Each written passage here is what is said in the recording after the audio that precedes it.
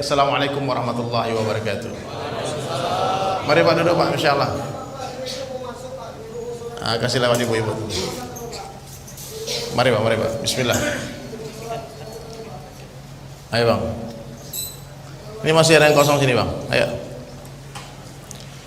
Baik, nahmadu wa nusalli ala rasulil karim, amma ba'd. Hadirin sekalian, sekarang kita ngobrol santai ya, ngobrol perkara iman. Nggak suka kopi, boleh ngeteh.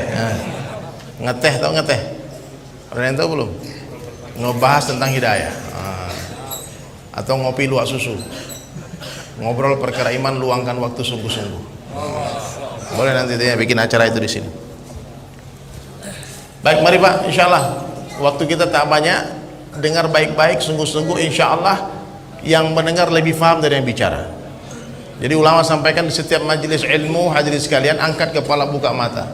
Jangan ada yang tundukkan kepala. Semua tawajuh, yang mendengar bukan cuma telinga tapi mata ikut mendengar. Ya. Masya Allah, di atas lebih ramai lagi rupanya. Baik, hadirin sekalian, kita bersyukur kepada Allah Ta'ala karena Allah telah jadikan kita sebagai umatnya Rasulullah Sallallahu Alaihi Wasallam. Khaira ummat, the best of umat, umat yang terbaik, umat yang Allah bangga-banggakan kepada seluruh nabi, umat yang diceritakan di dalam Taurat, di dalam Zabur, di dalam Injil, sehingga nabi-nabi pun meminta kepada Allah, ya Allah jadikanlah hamba sebagai umatnya Rasulullah Sallallahu Alaihi Wasallam. Antum bayangkan Bang, nabi ingin seperti kita. Nabi Ibrahim alaihissalam ingin menjadi umat Rasulullah SAW. Nabi Musa alaihissalam ingin menjadi umat Rasulullah SAW. Nabi Isa alaihissalam ingin menjadi umat Rasulullah SAW. Dan satu-satunya doa yang Allah kabulkan hanyalah doanya Nabi Isa alaihissalam. Sebelum hari kiamat nanti Allah akan turunkan Nabi Isa, tapi bukan sebagai Nabi, tapi sebagai umatnya Rasulullah Sallallahu Alaihi Wasallam.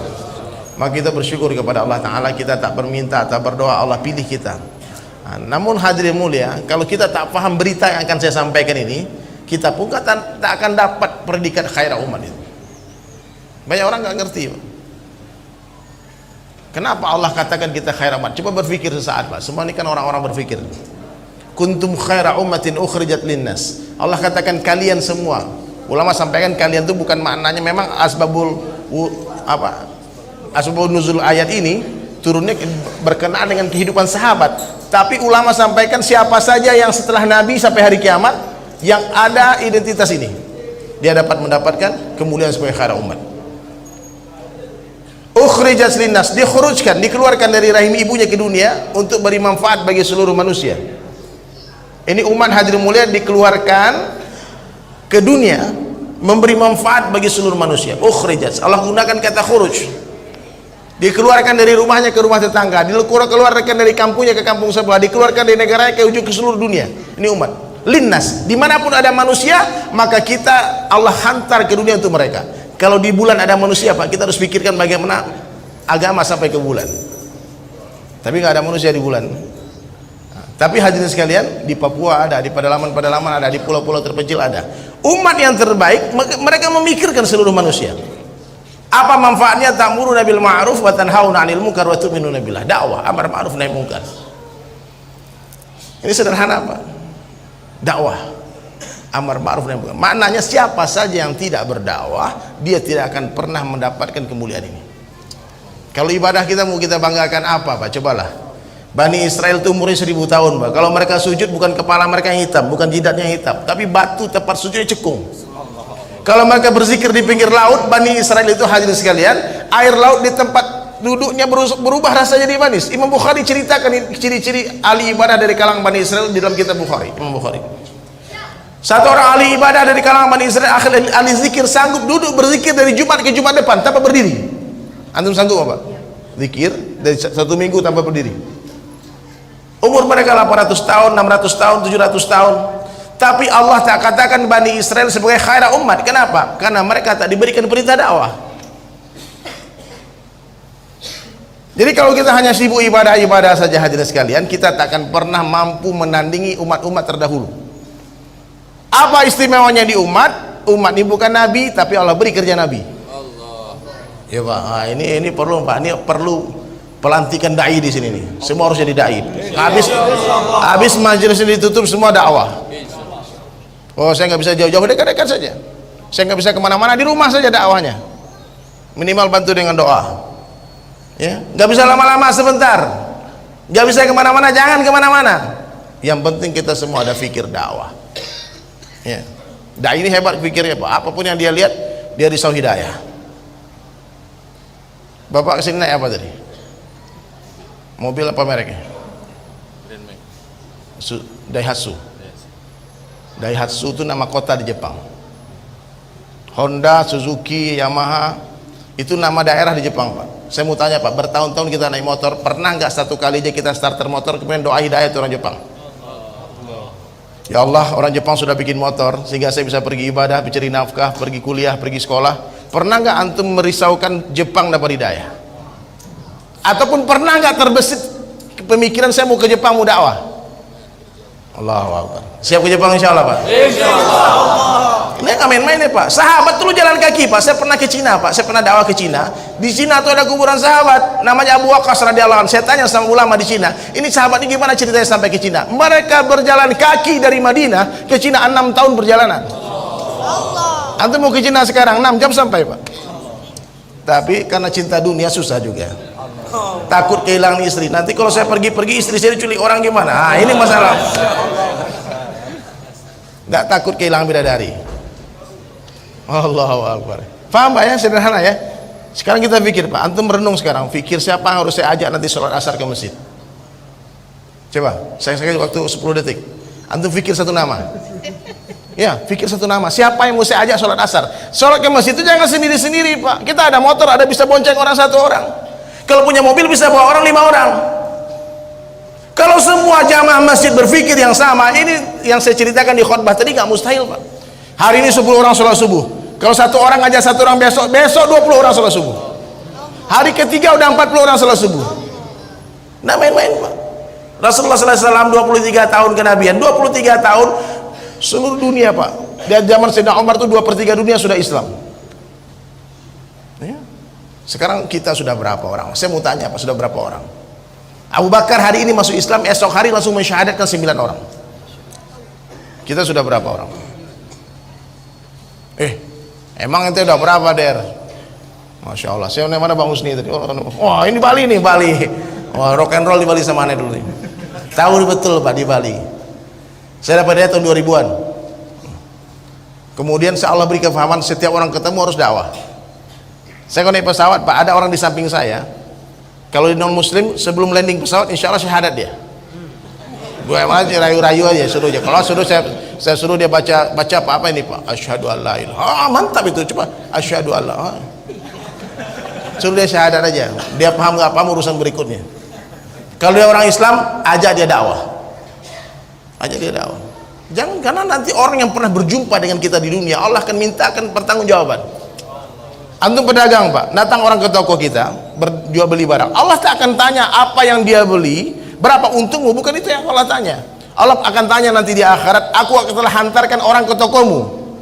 Kalau saya di Bali dulu, diantarkan dari Amerika, dari Rusia, diantarkan dari Cina, diantarkan dari seluruh dunia ke tokomu, kamu bercerita tentang aku ke dia atau tidak? Itu yang Allah tanya Pak. Bukan dia beli lukisanmu berapa, bukan dia beli barang-barangmu, bukan itu yang ditanya. Kita jumpa orang, terus kita nggak cerita Allah kepada dia, dan dia mati dalam keadaan kafir, nanti antum bertanggung jawab di akhirat. Nggak main-main Pak. Ini amanah, agama ini amanah. Jadi kalau ada satu orang mati sebelum memeluk Islam, yang zalim bukan Allah, tapi orang Islam yang zalim. Kita sibuk ngurus dunia saja, yang telah dijamin oleh Allah kita risaukan, kita pikirkan. Dunia ini rezeki sudah dijamin, tidak akan mati satu orang manusia sebelum Allah sempurnakan seluruh rezekinya. Tidak akan mati satu orang manusia sebelum Allah sempurnakan seluruh rezekinya. Orang sudah ditakdirkan makan 10.000 liter beras, lalu dia sudah makan 9.999 liter, kurang berapa? Kurang 1 liter, naik pesawat Pak, jatuh pesawatnya nggak akan mati orang ini. Kenapa? Masih ada 1 liter beras yang belum dia makan. Gimana bisa mati dia? Kasih makan. Nah, habis dia makan mati dia. 10.000 liter beras. Jadi nggak ada hubungannya mati itu dengan ini itu penyakit, nggak ada hubungannya dengan rezeki habis.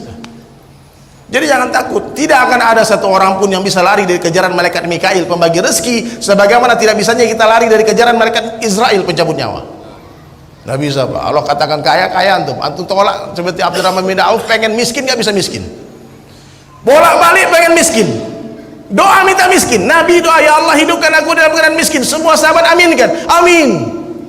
Matikan kami dalam keadaan miskin, amin. Hidupkan kami bersama, bangkitkan bersama orang miskin, amin. Tapi yang kaya banyak apa? Hari ini kita doa minta kaya, yang miskin banyak. Nah ini masalahnya Pak. Saya pernah dengar nih kisah nyata nih Pak. Orang doa, ya Allah berkah rezeki kami, amin. Berakatkan haji sekeluarga, amin. Anak-anak kami jadi hafiz Quran, amin. Pas ustadznya doa, ya Allah hidupkan kami dalam keadaan miskin, sebelah saya bilang, ini enggak amin ya Allah. Aiko, gara-gara ustadznya. Ini enggak amin. Ya Pak. Kenapa takut miskin Pak? Padahal miskin tuh, coba baca di Fadilah Sedekah tuh Pak. Itu mau coba sedekah tuh. Kemiskinan itu baik, sedikit hisapnya di akhirat. Orang kaya ini lama antrian di akhirat. Karena kata Sayyidina Ali, rezeki yang halal akan dihisap, yang haram akan diazab. Yang halal akan dihisap, yang haram akan diazab. Maka orang yang mati-matian pengen jadi orang kaya, dia akan seperti orang yang sedang bercita-cita berdiri di antrian yang sangat panjang di akhirat. Iya Pak. Orang kaya itu memiliki harta yang melebihi keperluannya. Yang dia lihat-lihat saja. Dia punya rumah yang nggak pernah dia tempati. Dia punya kendaraan yang nggak pernah dia tunggangi. Dia punya pakaian yang nggak pernah dia pakai. Dia punya makanan yang nggak pernah dia makan. Sementara orang miskin pun bisa menikmati harta mereka itu dengan menatap tanpa menggunakan. Bedanya dihisap, orang kaya dihisap, orang miskin nggak dihisap. Jadi nikmat dunia ini ternyata, saya survei banyak orang-orang tua kita, orang-orang kaya saya datangi hadirin mulia. Ternyata nikmat dunia ini hanya indah sebelum dimiliki saja. Ya Pak, dunia ini hanya indah sebelum dimiliki. Kalau sudah punya biasa-biasa aja. Betul nggak? Kenikmatan yang sedikit. Kita pulang kantor Pak, pulang kerja, sampai di rumah disambut sama istri, dihidangkan gelas kopi 1 gelas, nikmat nggak? Abang sayang minum kopi dulu, capek kayak di jalan. Duh, nikmat kayak surga rasa dunia Pak. Tapi pas kita pulang ke rumah, istri suguhkan 1 ember kopi Pak. Saya ember kopi. Abian Bang, ada abian. Panjang urusan. Ya Pak ya. Ini nikmat dunia ini nikmat yang sedikit. Maknanya kalau sedikit nikmat, kalau sederhana nikmat. Simple life, simple problem. Ini kata ulama kita. Makan minum sederhana, pakaian sederhana, kendaraan sederhana, rumah sederhana, pernikahan sederhana. Inilah puncak kenikmatan dunia. Dalam kesederhanaan. Coba kita lihat orang-orang guru-guru kita, ulama-ulama kita yang sederhana kehidupannya Pak, nggak ada mikir macam-macam. Tidurnya nyenyak, di mana aja dia bisa tidur, di tangga dia tidur, di mobil tidur, di mana dia tidur. Tapi orang-orang yang banyak keperluannya, yang mewah-mewah benda-benda dunianya, susah tidur. Orang itikaf di masjid Pak, itikaf di masjid, satu punya handphone Mito yang harga berapa? Apa Cina itu Pak, ataupun Nokia lama yang harga 300.000 tuh, HP second, kan? Yang satu punya iPhone X, iPhone X, 18 juta harganya Pak.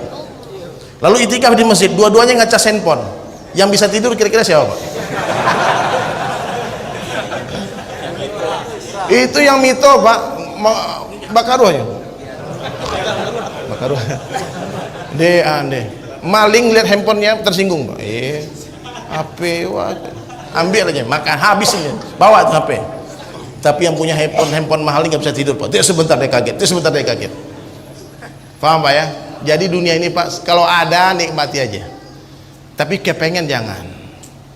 Karena keinginan adalah sumber penderitaan. Letaknya di dalam pikiran.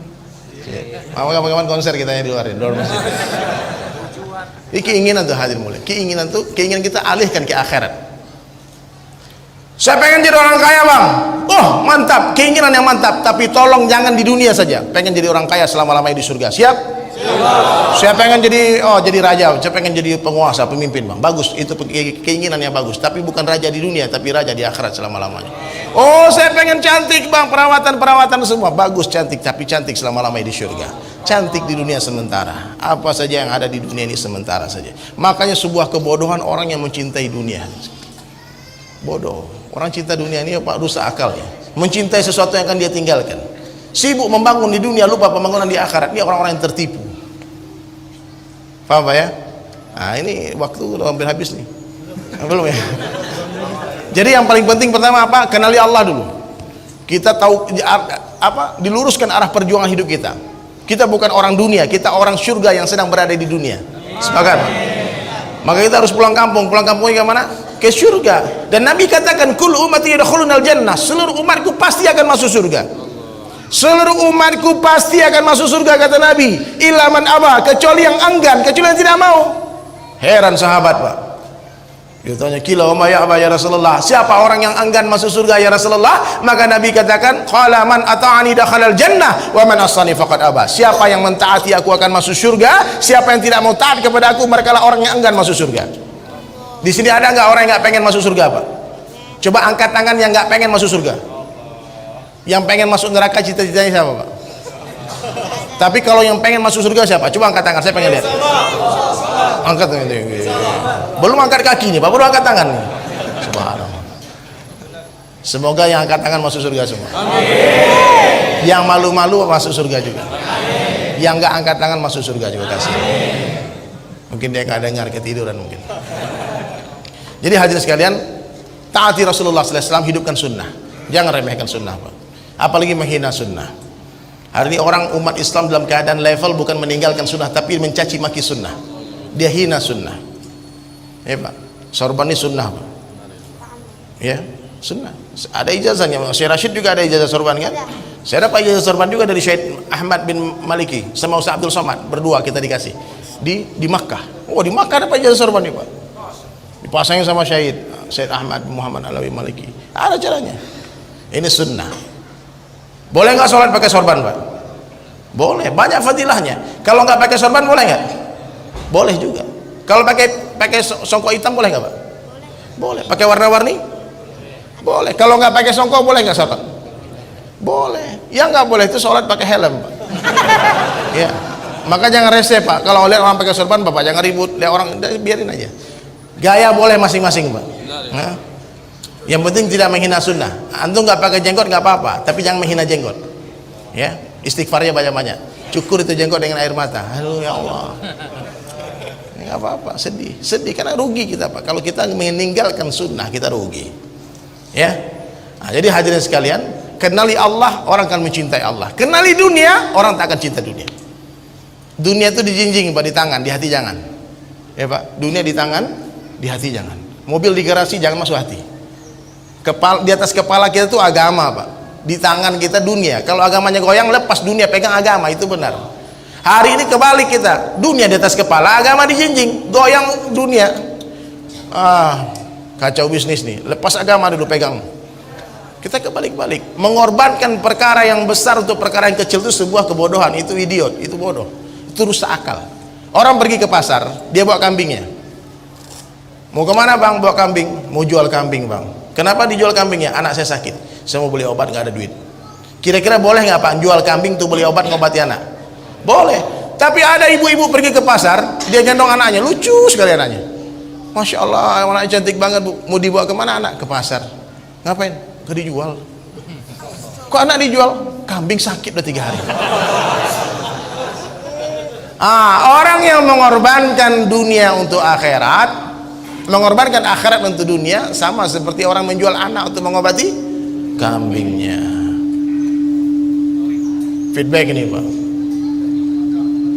Oh, ini kalau konser udah kena langsung nih, Pak. Gimana nih sistemnya? Iya, Bang, ya. Apa beda dunia dengan akhirat, Pak? Bu, Pak, apa beda dunia dengan akhirat? Dunia sementara. Nah, itu bedanya, Pak. DSAS itu bedanya. Dunia bukan tempat tinggal, tapi dunia tempat meninggal. Dunia ini tempat meninggal, bukanlah tempat kita tinggal. Kita semua akan kembali padanya. Sedih sementara, bahagia sementara, sakit sementara, sehat sementara. Suara, keluarkan suara ya. Jangan fals. Saya pengen dengar suara orang Pekanbaru ini. Yang keras ya. Ngomong sementara aja. Sedih sementara, bahagia sementara, sakit sementara, sehat sementara.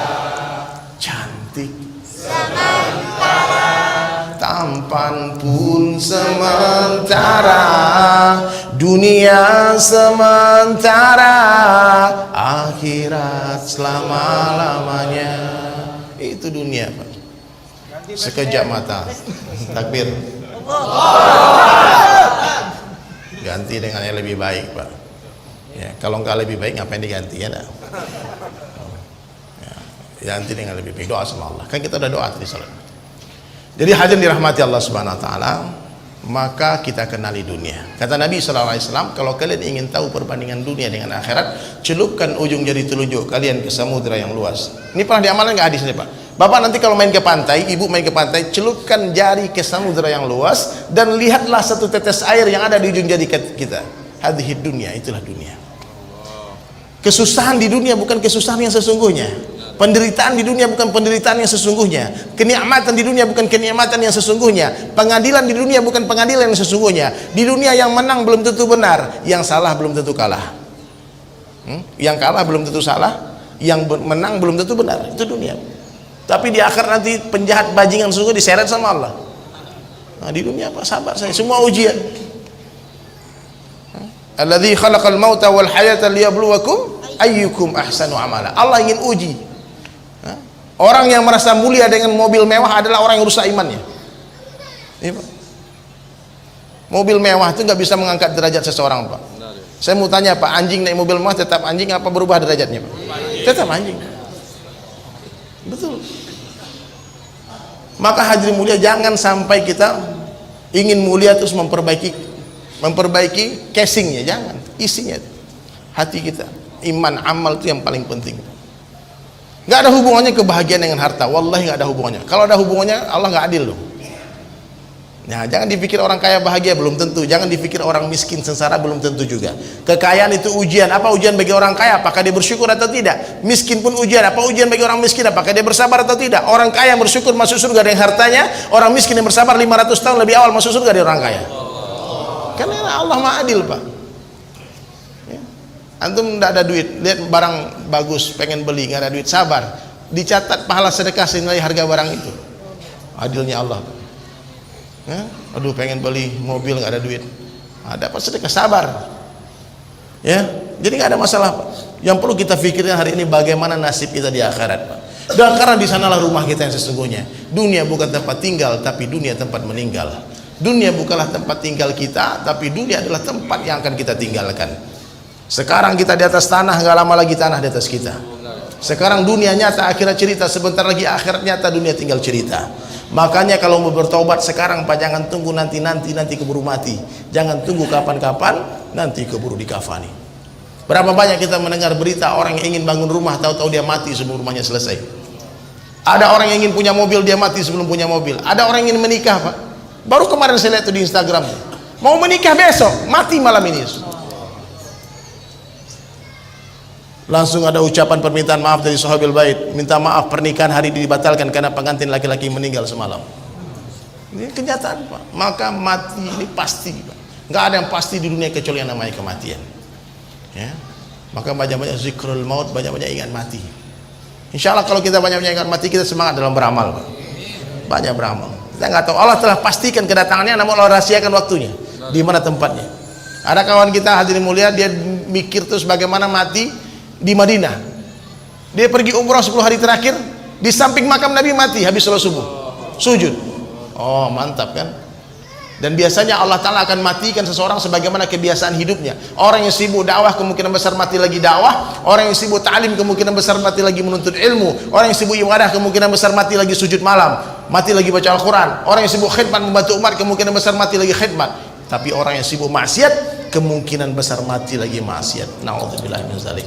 Maka perbaiki diri kita, Pak. Bicara yang baik-baik, lihat yang baik-baik, fikir yang baik-baik, sangka yang baik-baik. Orang yang selalu husnuzon dalam kehidupannya, insya Allah husnul khatimah. Amin.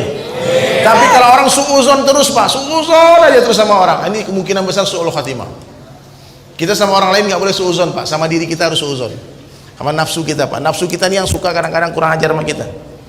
Sama orang lain kita sangka baik aja. Kemarin kita lihat dia mabuk, kemarin kita lihat dia masih maksiat. Mungkin semalam dia taubat, hari ini sudah jadi kekasih Allah.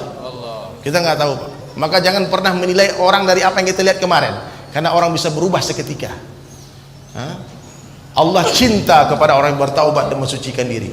Coba Pak, merenunglah Pak. Merenung sekarang sebentar. Sudah berapa lama kita lalai Pak?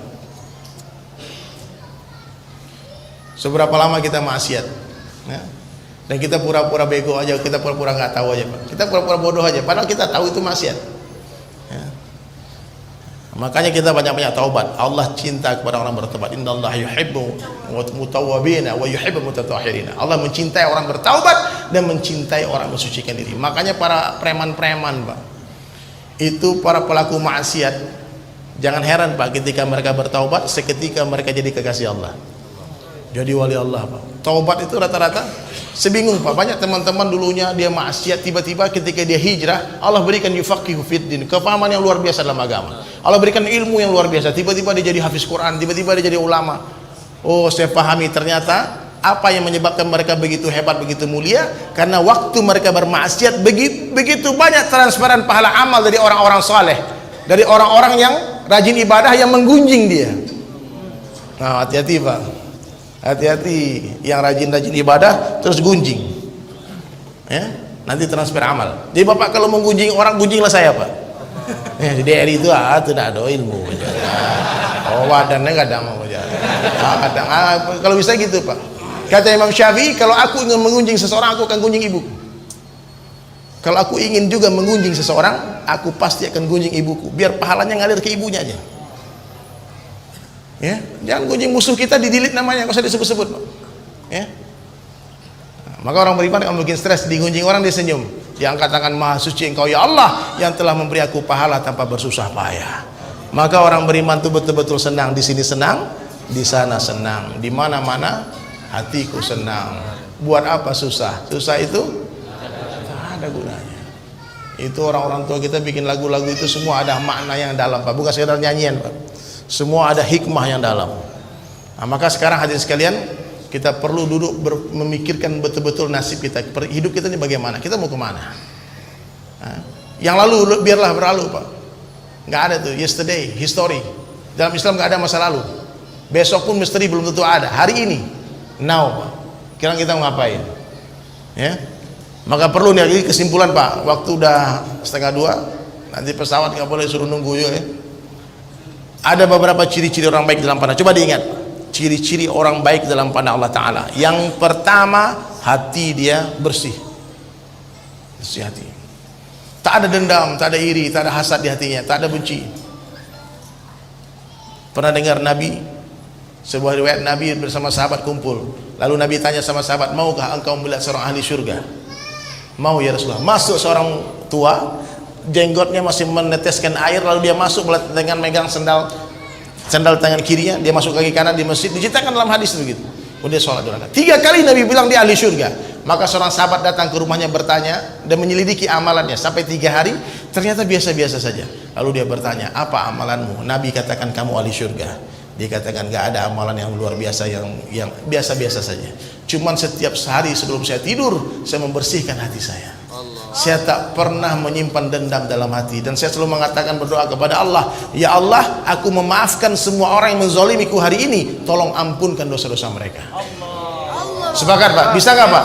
Amin. Allahu Akbar.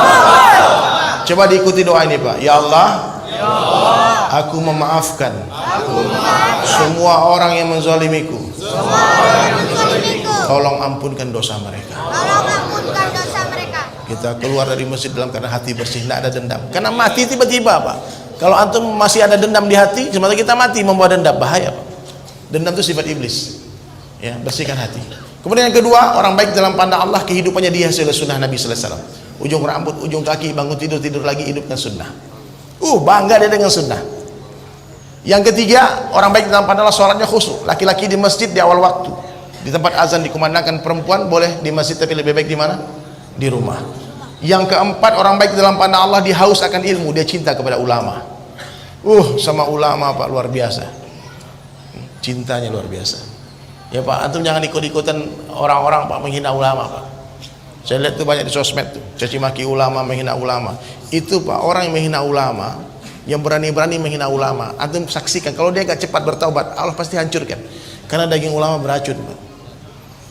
Menghina Ustaz Abdul Somad, dihina. Saya pernah di sosmed, di Instagram, yang ikuti Instagram saya tuh, saya caci maki orangnya Pak, sampai orang istighfar bang.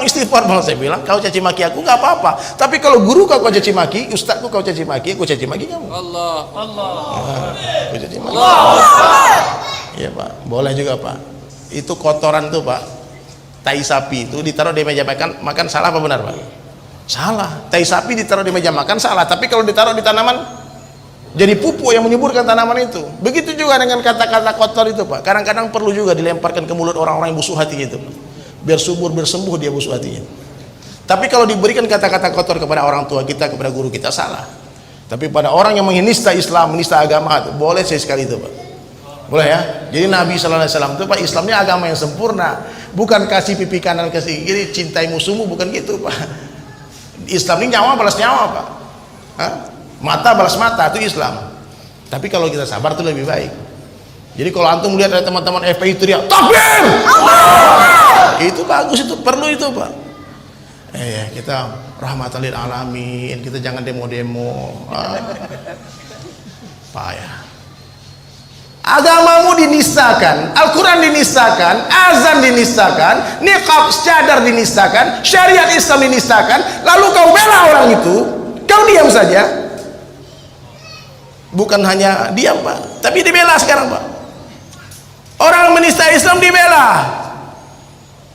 Kata Buya Hamka, orang yang diam ketika agama dinistakan, ganti bajumu dengan kain kafan, mati aja kau. Allah Akbar. Ya Pak, Palestina dinistakan, Gaza menderita, terus orang aksi unjuk rasa menunjukkan kesedihannya, itu bisa kita buat. Lalu katakan jangan kamu demo-demo. Nah, ini orang yang ada sense, tidak ada perasaan sama sekali kepada saudara muslim. Ya Pak ya. Jadi perlu juga Pak, ada waktunya kita lembut, ada waktunya kita marah. Waktunya marah kita nggak marah, kita keledai Pak. Nabi katakan waktunya marah kamu tidak marah, kamu keledai, bodoh kamu. Siap berjuang insyaallah ya. Insyaallah. Takbir.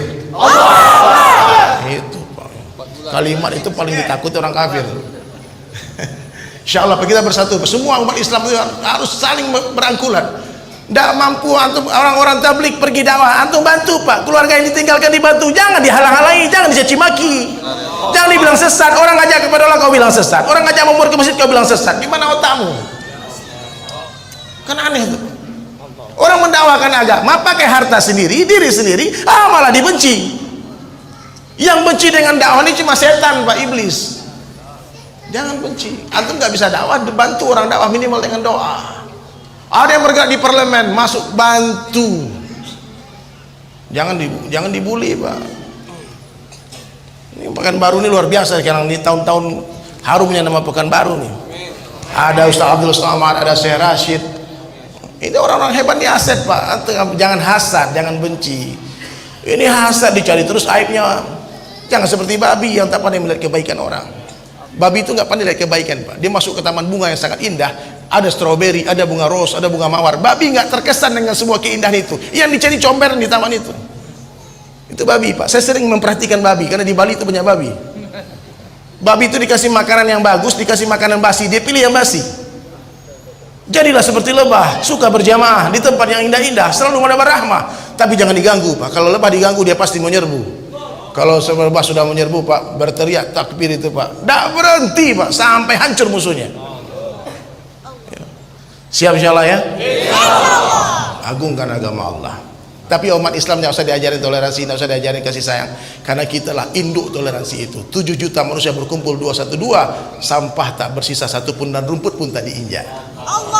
Ibu-ibu kalau mau cari menantu, kalau mau cari menantu carilah alumni 212. Nah, jangankan hati anak ibu, rumput pun dijaga. Mantap kan? Insyaallah ya.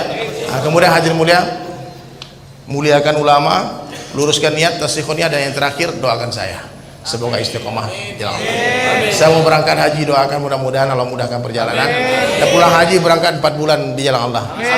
Saya datang sama abang saya tuh Bang Baichan ya. Baichan mau buka showroom di sini. Busana muslim. Dakwah juga dengan busana darah biran namanya nanti. Antum ibu-ibu datang sana beli ya. Enggak beli dosa loh. Nah, sudah saya. Insyaallah ya. Doakan 4 bulan, yang belum pernah 4 bulan coba 4 bulan Pak sebelum mati ya. 4 bulan itu sebentar saja, 4 kali bulan purnama kita belajar mendakwahkan agama Allah. Semoga Allah beri kita paham. Subhanallah bihamdi, subhanakallah bihamdika, asyhadu an la ilaha illa anta, astaghfiruka wa atubu ilaik. Assalamualaikum warahmatullahi wabarakatuh.